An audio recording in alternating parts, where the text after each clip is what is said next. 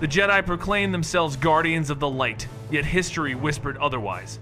From their noble order rose figures who would one day embody the darkness itself, Sith lords born of sacred halls. Each war fanned the flames of temptation, and with each conflict more Jedi stumbled, unable to resist the pull. The High Council reacted not with compassion, but with chains of doctrine and the tightening of rules. Their order became rigid, strangled by its own insistence on purity. Many voices across the galaxy condemned them, accusing the Jedi of failing their own. Those who needed guidance most were the ones cast aside. Still, scholars and seekers of truth dug deeper into the shadows, and what they unearthed on a distant, forgotten world shattered the illusion of spotless light. The planet was called Spinter, hidden in quiet seclusion, a place marked by still air and untouched wilds. Here, the Jedi had raised a structure they named the Dawn Temple. On the surface, it was hailed as a sanctuary, a refuge for souls who had strayed close to the dark side. Pilgrims believed it a place of meditation, of healing, where redemption could be found beneath silent stone walls. Yet behind its doors, the silence concealed something darker. Secrets were woven into its foundation. Secrets that would reveal one of the most haunting betrayals in Jedi history. To those who looked from afar, the temple stood as hope. To those who entered, it became a prison dressed as mercy. What began as a retreat for the weary slowly shifted into something else. Something that mirrored not the compassion of the light, but the cold hand of control. In the age when the Republic staggered under the weight of conflict, Spinter stood untouched, a tranquil jewel lost in the shadows of the Outer Rim. At first, it was nothing more than a retreat, a haven for those Jedi who felt the creeping chill of the dark side pressing too close. They came to breathe the still air, to walk among forests that whispered only peace, and to sleep beneath a sky untainted by war. It was meant to heal, a quiet refuge where the light could be remembered. But as battles grew fiercer and more Jedi slipped from balance, the Council's vision changed. The simple outpost swelled into the Dawn Temple, no longer a retreat but a facility of purpose. Here, Jedi were not merely allowed to rest, they were brought to be corrected. The name promised renewal, the dawn of redemption, yet beneath the title lay a truth far heavier. Few beyond the High Council knew it existed, and those who did spoke of it only in whispers. Knowledge of the temple was hoarded, a treasure kept from the Order at large, as if only the elite were worthy of the chance to be restored. The contradiction burned. A structure raised in the name of mercy, cloaked in secrecy, guarded as though it were shame. Those who faltered lightly were given soft guidance, meditation among the halls and gardens to find their way again. But those who fully surrendered to shadow were not treated with patience. For them, the temple became a cage. Their freedom stripped away. Their minds pulled into the grip of forces they could not resist.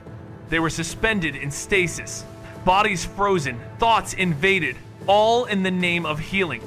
Redemption was not offered, it was forced.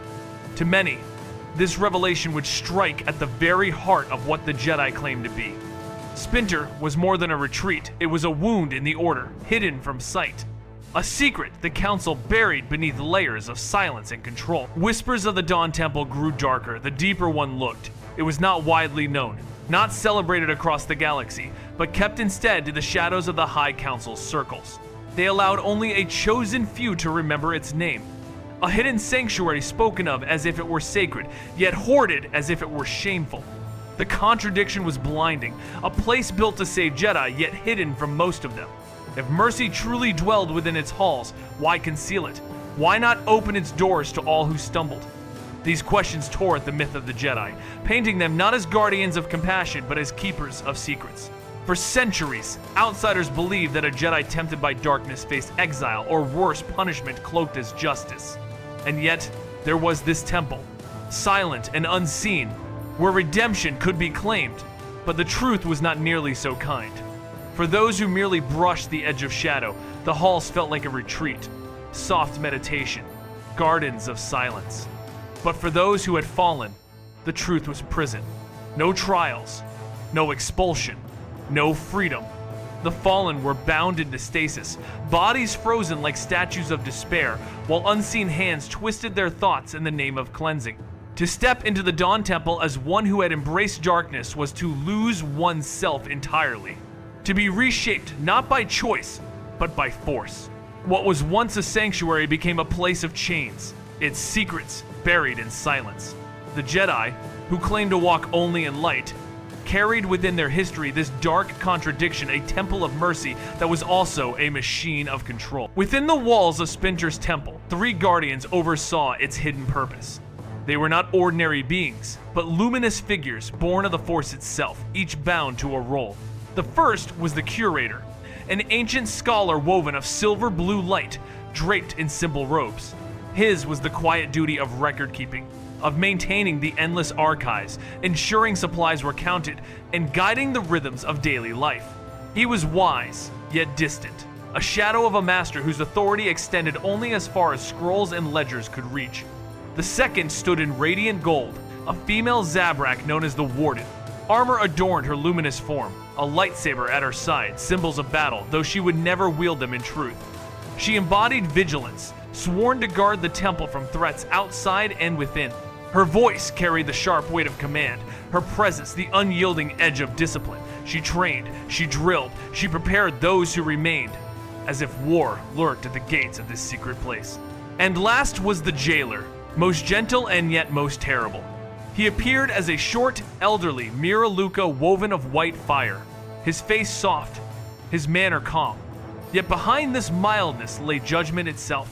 The jailer ruled over all, with power to override the others, to decide who was worthy of release and who must remain. His word was final, his authority absolute. Redemption, in his hands, was not a gift freely given, but a sentence carried out.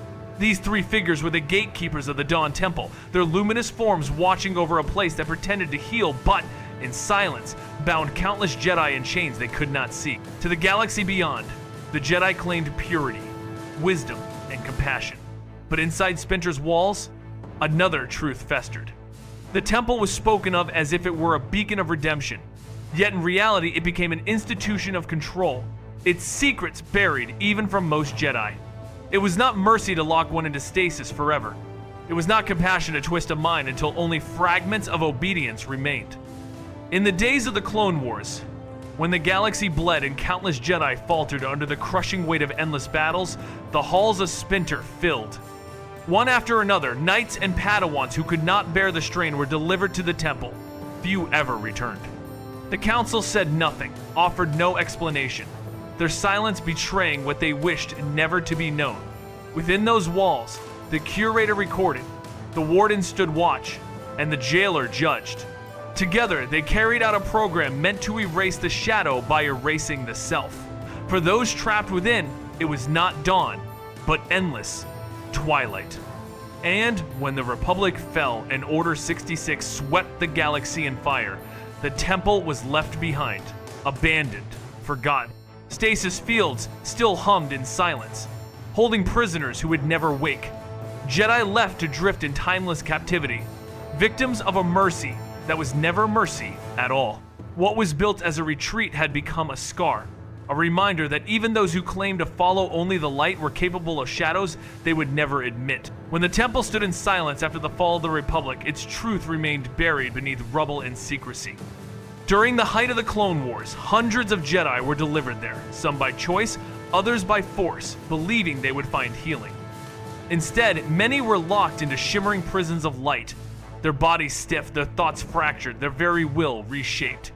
When the clones turned on their masters and the Republic was consumed in fire, Spinter was forgotten. The halls grew cold, yet the stasis fields continued to hum. Within those cages, countless Jedi lingered for decades, untouched by time yet consumed by despair. None came to release them. The council that had sworn to guide them was gone. The order shattered. Those left behind were ghosts long before their prisons were broken. Stories whispered that adventurers stumbled upon the ruins centuries later, prying open doors left sealed in war. What they found was not an army of shadows waiting to strike, but husks of what had once been Jedi. Weak, fragile, drained of spirit, they were no longer warriors of light nor enemies of darkness. They were remnants of a failed experiment, a haunting echo of the arrogance that the Jedi tried so desperately to hide. The Dawn Temple, once a place promised as renewal, became instead a monument to betrayal, its name forever marked by chains that had been hidden as mercy. Beyond the broken halls of Spinter lay mysteries greater still, for at the very edge of the known galaxy stretched the unknown regions, a frontier wrapped in darkness and silence. To cross its border was nearly impossible, for there was no path, no stable hyperspace lane to guide a ship through the void. The galaxy was bound together by these shimmering roads, invisible corridors carved through another dimension. But at the edge, where the maps ended, there rose a barrier, an unseen wall of turbulence that crushed all who dared pass. Generations of explorers had tried, and generations were lost. Ships entered the darkness and never returned, swallowed by storms that defied every chart. And yet, whispers persisted. Civilizations beyond, empires untouched. Secrets older than the Republic itself. The unknown regions became a legend, a place both feared and coveted. Some claimed the Jedi avoided it because of dangers too great to name. Others believed the Sith once sought its secrets, hungering for power untamed by the light.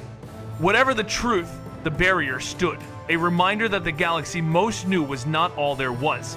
Beyond lay something vast, dangerous, and unseen. Within that hidden expanse, empires rose in silence. Most famous were the Chiss Ascendancy, a people of cold discipline and unmatched strategy, dwelling in the shadows of the unknown regions. From their worlds came Thrawn, a name that echoed like thunder when finally carried into the known galaxy. But the Chiss were not alone. Others ruled their own hidden dominions. The Ssi-Ruuk, reptilian masters who feared death beyond their own stars. The Vagari, slavers and raiders forever clashing with the Chiss. The Killik colonies, insectoid swarms once bound to ancient powers. And the Empire of the Hand, a secret shadow born of Thrawn himself, forged to resist threats too vast for ordinary fleets. To outsiders, these civilizations were rumors, faint stories carried by broken wanderers. But for those who knew, they were proof that the unknown regions were not empty. They were alive with power, rival empires waiting in silence.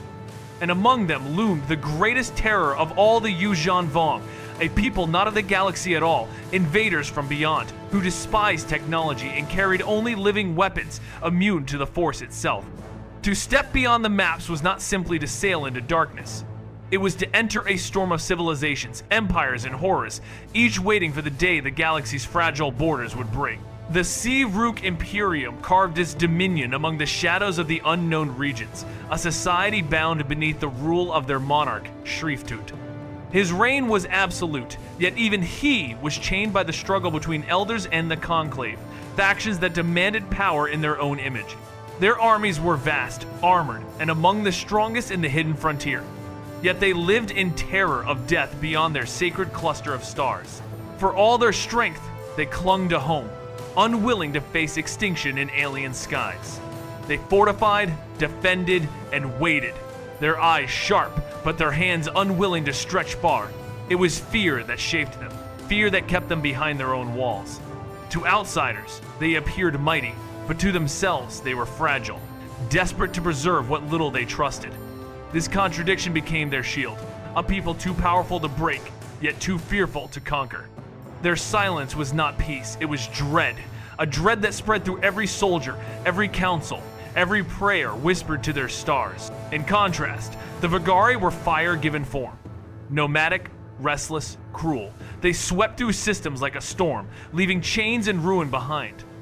They were slavers, tyrants who feasted on conquest, never content to remain, always hungering for the next world to bend.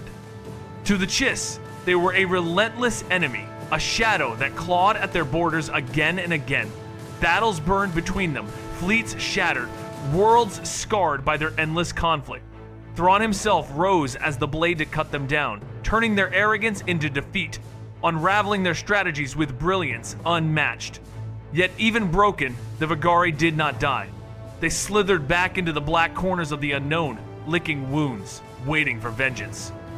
In silence, they sought allies darker still, stretching hands toward the Yuuzhan Vong, whispering promises of blood and conquest. Their retreat was not surrender, it was preparation, a patient venom curling in the dark. To forget them was folly, for storms always return, and the Vagari live for storms. Beyond even the Vagari lay the most dreaded whispers, the Yuuzhan Vong. They were not of the galaxy, not bound to its laws nor touched by its force. To the Chiss, they were outsiders, a name that carried both fear and awe. They came from elsewhere, beyond the veil, bearing weapons of flesh and bone, living starships, armor that breathed, blades that coiled like serpents. To them, pain was holy, suffering divine. They carved their faith into their flesh, grafted organs, severed limbs, embraced agony as prayer. Their warriors could not be sensed by Jedi, their presence hidden, their bodies resistant to the power that bound the galaxy together. Against them, the Force itself faltered. It was said they wiped out trillions, carving scars across civilizations that dared oppose them. Some whispered that Palpatine himself built his empire not merely to rule, but to defend against their inevitable coming. For in the Vong, there was no mercy, no diplomacy, no compromise. There was only conquest, written in blood and sealed in agony. Among the shadows of the unknown, not all terrors were empires. Some were creatures, nightmares that drifted through silence like living storms. One such horror was the Summa-verminoth, a monstrous behemoth born of the void, with eyes too many to count and tentacles alive with electricity. Ships became prey, their crews reduced to fleeting sparks against the hunger of a beast as large as moons. The galaxy glimpsed one of its kind in the chaos of the Maw, yet even that was small compared to its kin. Legends spoke of specimens rivaling battle stations in size, their hunger insatiable, their patience endless. To stumble upon one in the unknown regions was to meet certain death. No fleet could stand against it. No weapon could guarantee victory. It was a reminder that the void itself bore life. Life twisted into horror, born to feed on the fragile sparks of travelers foolish enough to wander too far. Darker still were not beasts of flesh, but wielders of power older than memory. The Sorcerers of Rhand, hidden in their retreat, rejected even the Force itself, proclaiming devotion to something greater, a void, a darkness beyond light or shadow. To them, destruction was not tragedy but truth. They taught that only the active ending was eternal, while life, light, and hope were fragile illusions. They wielded powers unseen, blasts of thought that could erase existence, visions that bent futures to their will. Their creed was chilling. Only destruction is eternal. They reveled in chaos, not as madness, but as order inverted. To encounter them was to stand before those who saw the galaxy not as creation, but as a canvas to be torn apart. Compared to them, even Sith seemed merciful. For Sith sought to rule, while the sorcerers sought only to unmake. In the lonely currents of hyperspace, other horrors drifted. The Star Weirds. They appeared gaunt, skeletal, their limbs stretched into talons, their hair floating like white fire. They were not flesh, but shadow, their presence heralded by a shriek that tore into minds, heard even where sound could not travel. They hated Jedi with a ferocity beyond reason, seeking them out across emptiness, striking without mercy. Lightsabers dimmed before them, Force powers faltered, and those they marked were hunted until silence fell. To gaze into their faces was to see death reflected in one's own image, a visage decayed, a promise of what was to come. They were not beasts nor armies, but apparitions of dread, spirits of the dark side made manifest. To travelers of the unknown, there was no terror more personal than to drift in silence and hear, from the void itself, that shriek echoing within their minds. Yet among all these horrors, one tale stood apart: Zonama Sekot, the living world. Unlike the monsters that preyed on fear, this planet was intelligence itself, a consciousness vast and ancient, bound to soil, sky, and sea. Its forests pulsed with awareness. Its very crust sang with thought. Ships grown from its flesh were said to be swifter than any machine, responsive not to commands but to bonds of spirit. Once, it repelled an invasion by the Yuuzhan Vong, revealing secrets hidden deep within its heart. A hyperdrive coiled into the planet itself, allowing it to flee entire systems. To some, it was salvation. To others, it was a mystery too dangerous to ignore. For Zonama Sekot was not merely alive, it was a seed, a fragment of the Vong's own lost homeworld, carrying in its essence both hope and terror. A planet that could choose its own fate. a world that walked among stars. Neither beast nor empire, but something greater, something untamed. Once within the Dawn Temple, the truth revealed itself with chilling clarity. A Jedi who crossed its threshold could never again step outside in freedom until the so-called rehabilitation was complete. Choice was gone. The will of the Order replaced the will of the individual. The gentle mask of meditation hid the reality of enforced captivity.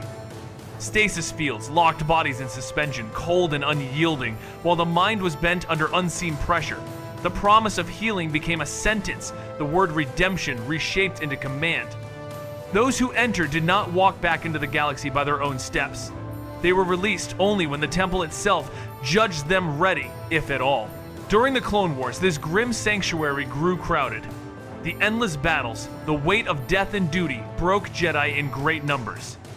Knights and Padawans, once praised for valor, found themselves delivered to Spinter, each locked into a system that offered no escape.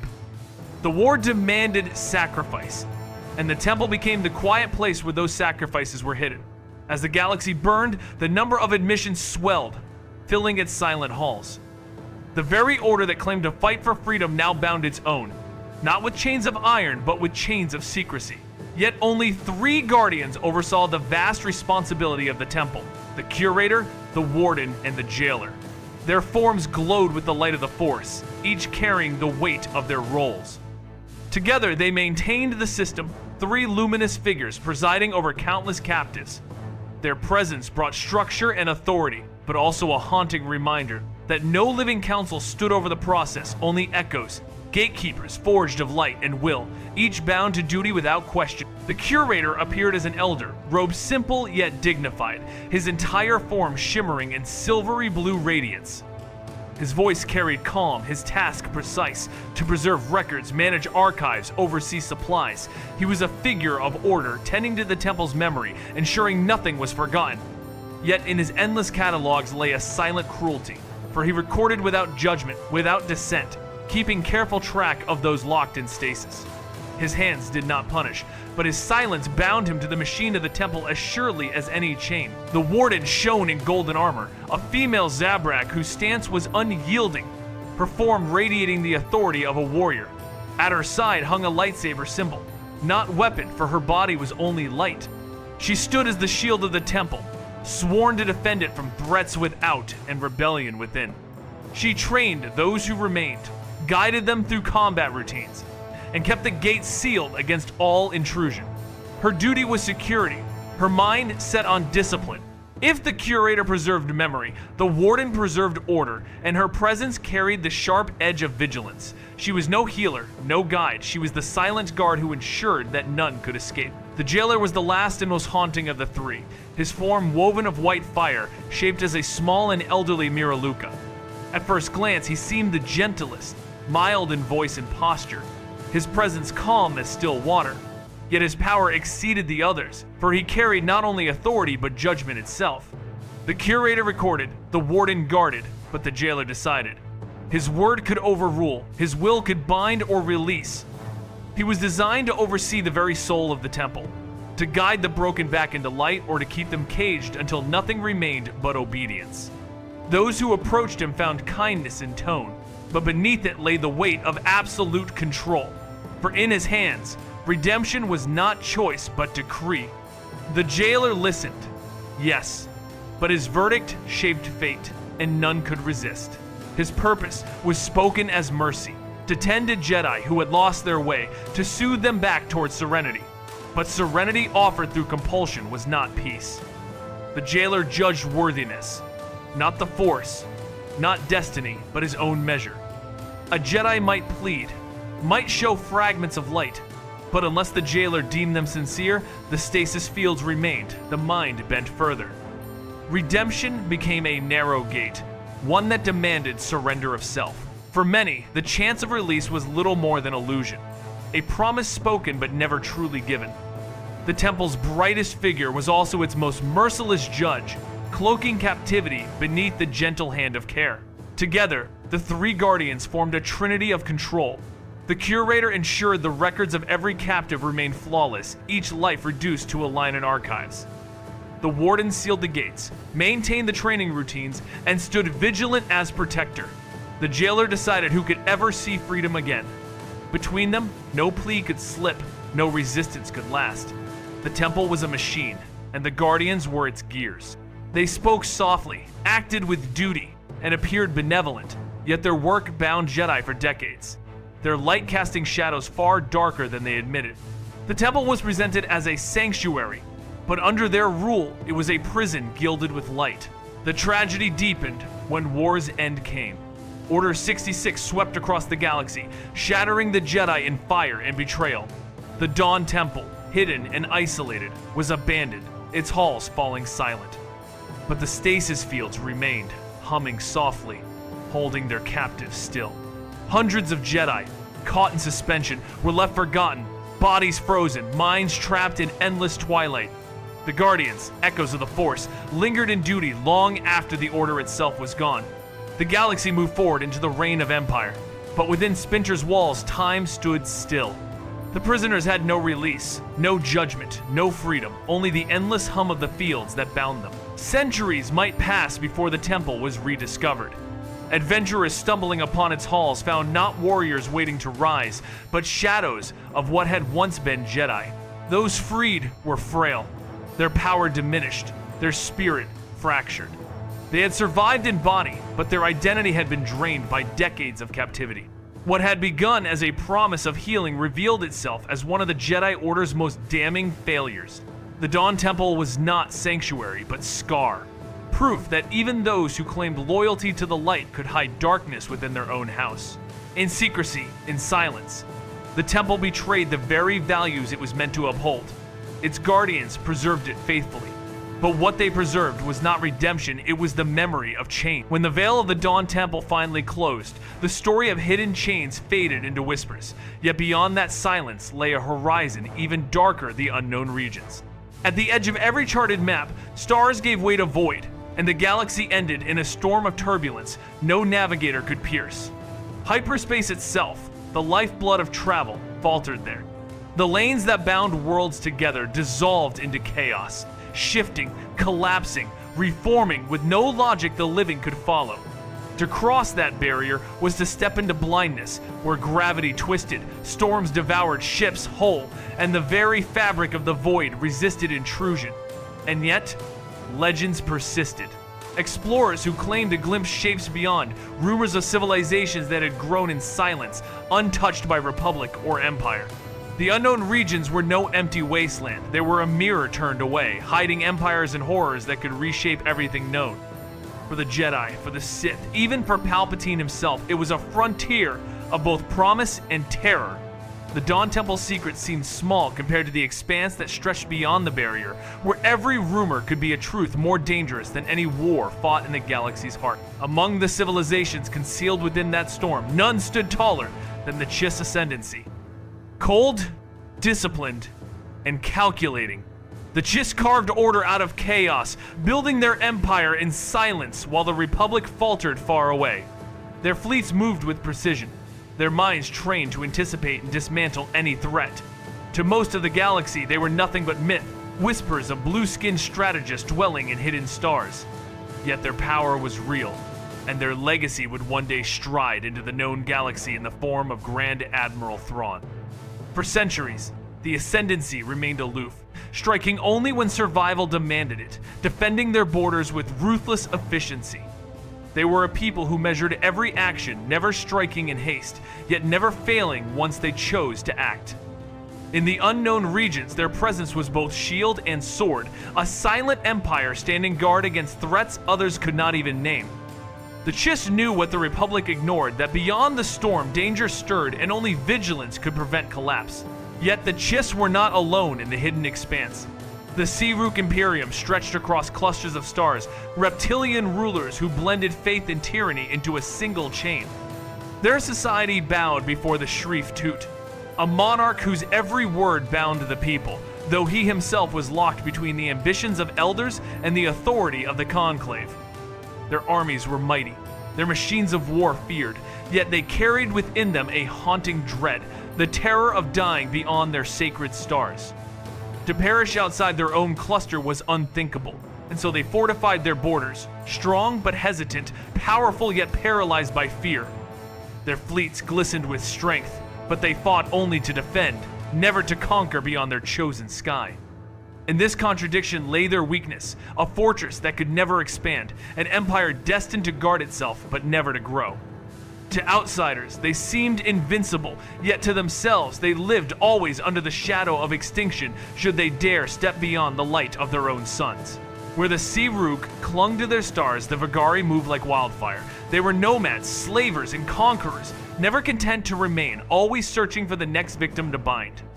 Their fleets descended upon worlds with the hunger of wolves, stripping them of freedom, dragging captives into chains, then vanishing back into the storm. For the Chiss, they were a constant enemy, a threat that tested their borders without end. Battle after battle burned between them, and though Thrawn himself would one day crush their fleets with brilliance unmatched, the Vagari never truly died. They slithered into the black corners of the unknown, licking wounds, whispering of vengeance. In secret, they forged alliances with powers darker still, tying their fate to the Yuuzhan Vong, those outsiders from beyond all stars. To forget them was to invite ruin, for the Vagari thrived on patience as much as fire.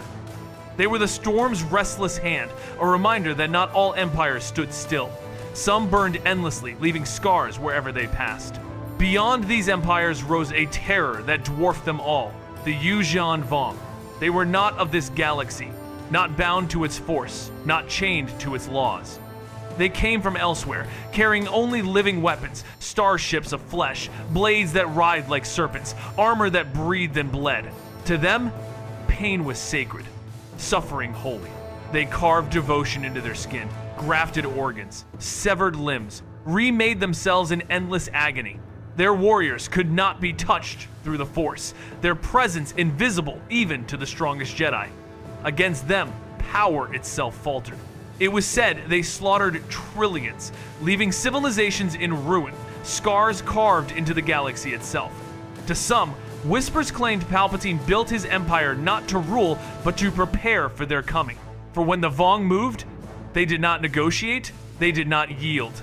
They came only to conquer, and their conquest was written not in words or treaties, but in blood and fire. In the unknown regions, their shadow stretched longer than any.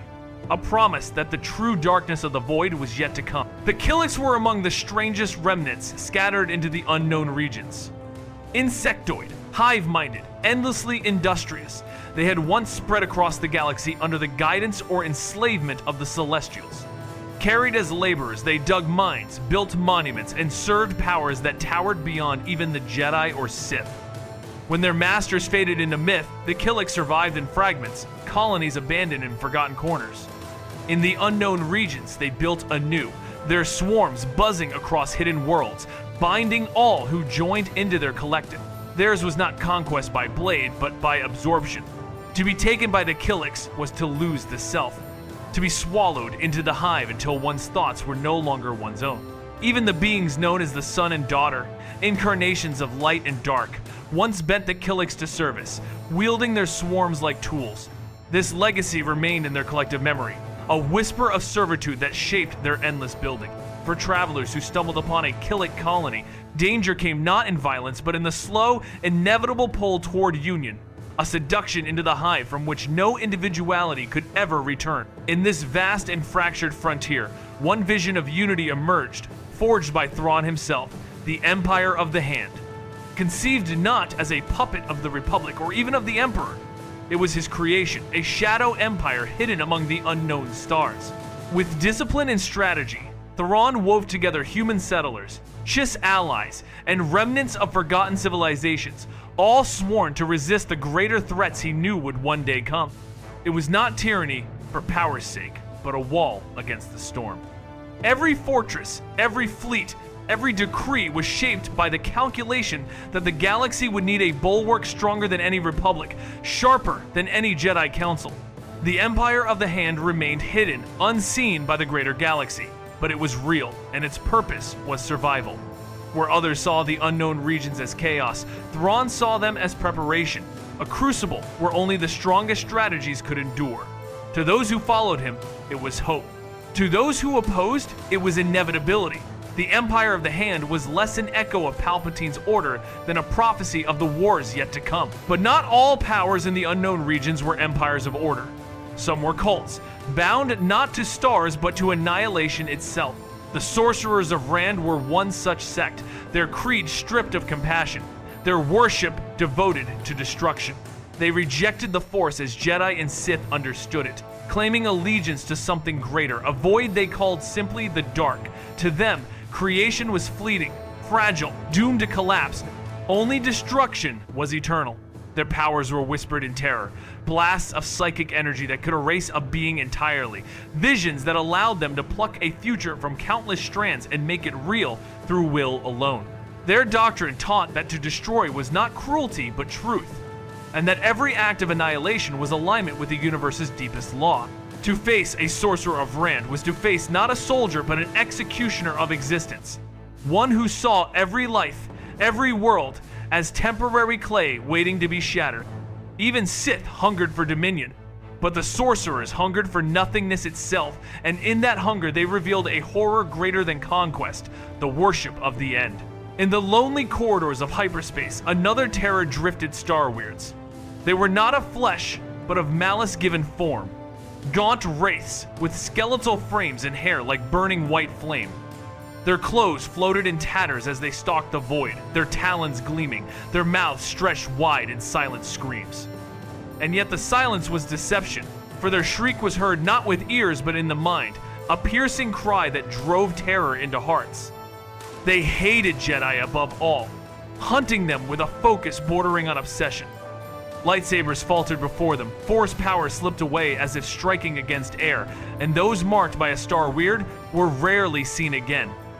To look upon one was to glimpse one's own death, reflected as a decayed face, a mockery of life. They boarded ships adrift in space, haunting crews, tearing apart minds long before they shredded bodies. Some whispered they were manifestations of the dark side itself, born of currents swirling in the unknown regions. Others feared they were older, spirits of the void given rage and form. Whatever the truth, their presence was a promise that even in the silence of space, terror had teeth. Yet the horrors did not end there. Zonama Sekot, the living planet, stood as both miracle and warning. Unlike the beasts and cults that haunted the unknown, this world was alive in its entirety, a consciousness bound into stone, soil, sea, and sky. Its forests whispered with thought. Its ships grown from its body moved not by commands but by bonds of spirit. For a time, it welcomed travelers, offering vessels unmatched in speed and grace. Ships that sang with their pilots, responding to their very hearts. But its true power was revealed when the Yuuzhan Vong sought to claim it. The planet resisted, not with fleets, but with will, revealing that it bore within it a hyperdrive vast enough to move the world itself. In one motion, it fled across the stars, vanishing into the unknown, leaving only legend in its wake. Later, whispers told that it was more than a planet, more than an anomaly, that it was a seed, a fragment of the Vong's lost homeworld, carrying within it both their origin and their doom. Zonama Sekot was no empire, no cult, no beast. It was a reminder that the galaxy itself could live, breathe, and choose, and that its choices might shape the fate of all who sought to rule. The Yuuzhan Vong stood apart from every terror the galaxy had ever known. They did not build with steel, nor did they trust machines. To them, technology was heresy, a stain against the sacred order of life. Their starships were not forged, but grown, vast leviathans of flesh and bone, armored in coral that pulsed with living veins. Their weapons writhed like serpents, amphistaffs that twisted from whip to spear with a flick, organisms bred for war as naturally as other worlds bred cattle. Even their armor was alive, clinging like a second skin, tough enough to deflect blaster fire, strong enough to resist lightsabers. To fight them was to face not soldiers, but zealots, warriors who embraced agony as worship. They carved scars into their own flesh, grafted organs, severed limbs, each wound a prayer to their gods. And most terrifying of all, the Force could not sense them. To Jedi, they were voids, invisible in battle, resistant to powers that had always been a shield. They swept across worlds, slaughtering without pause, leaving behind nothing but ruin. It was said they destroyed hundreds of trillions, their conquests carving scars across history itself.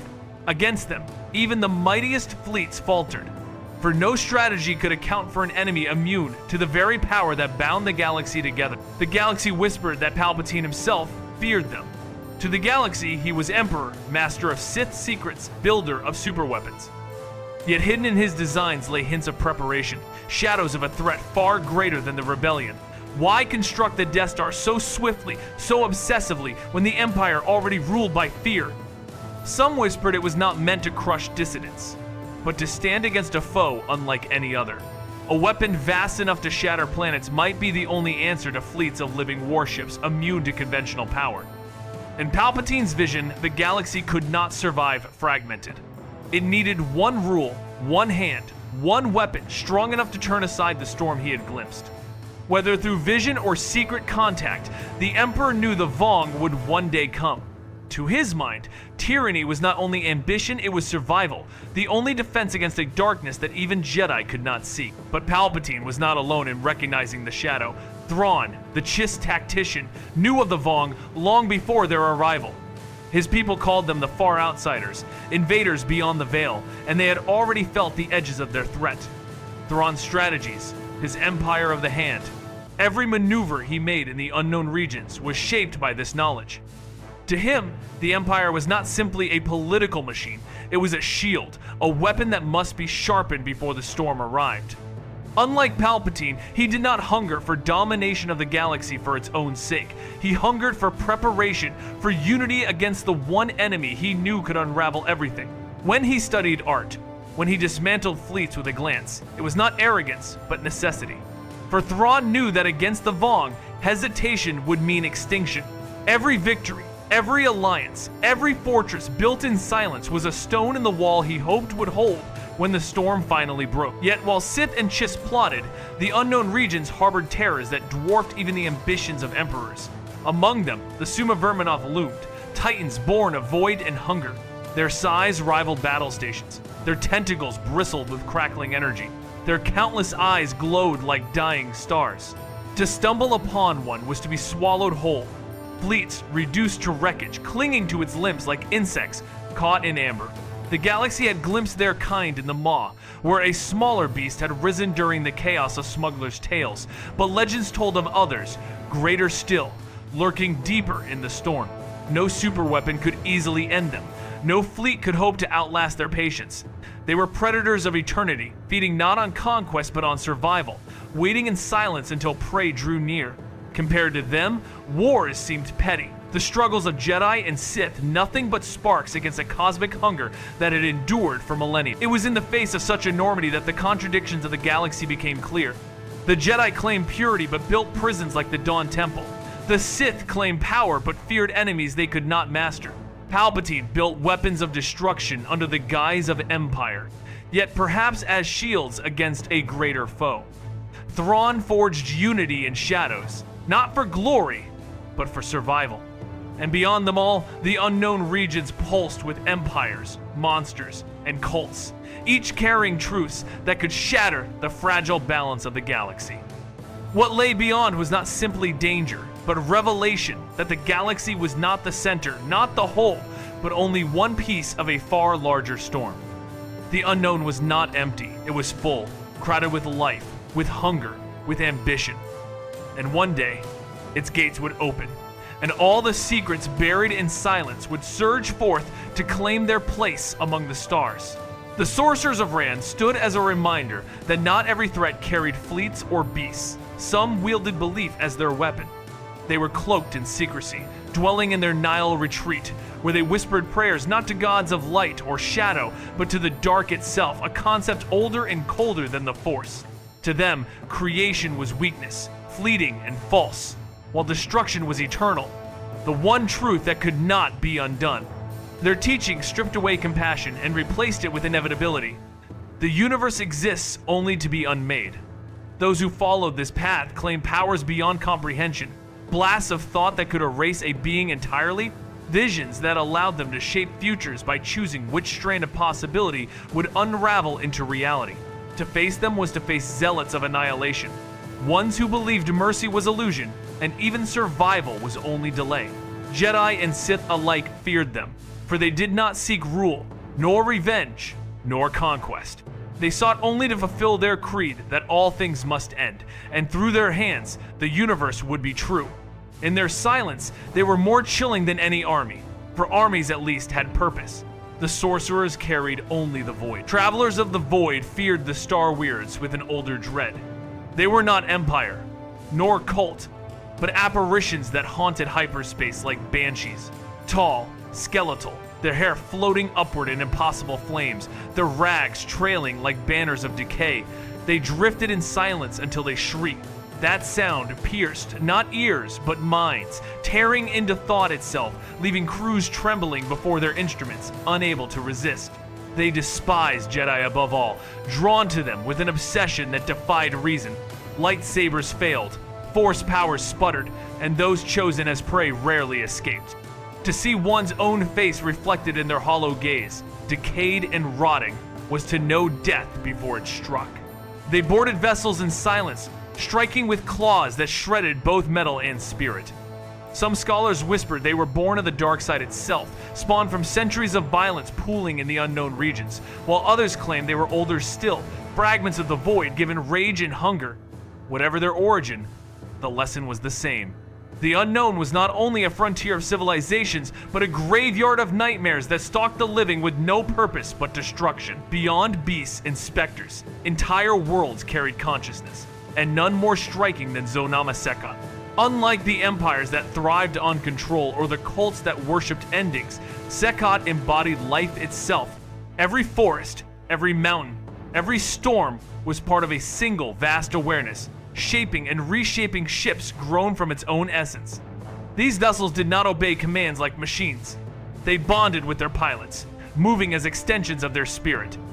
For a time, it welcomed strangers, gifting ships swifter and more responsive than anything built of steel.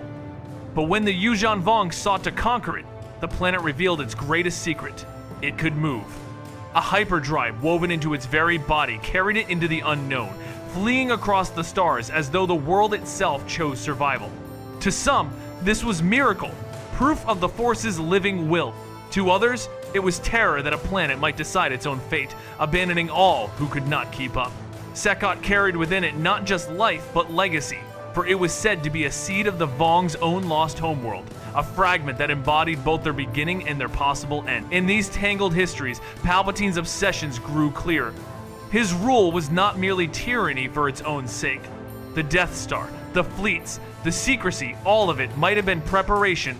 He knew of the Vong, perhaps through visions, perhaps through whispers carried by those who had glimpsed the edge of the storm.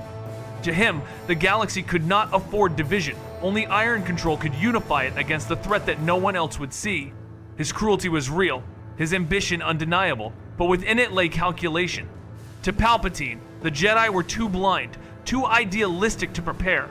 Only through fear, only through power, could the galaxy survive the storm he believed inevitable. The irony was brutal. In seeking to defend the galaxy, he may have become the very darkness he feared, his empire a shield twisted into a blade. In his vision, freedom was weakness, and survival demanded chains. Whether he was right or wrong, his actions left scars that would shape generations. The truth of his motives died with him, but the shadow of his fears remained, echoing in every superweapon, every decree. And standing at the edge of all these truths was Thrawn.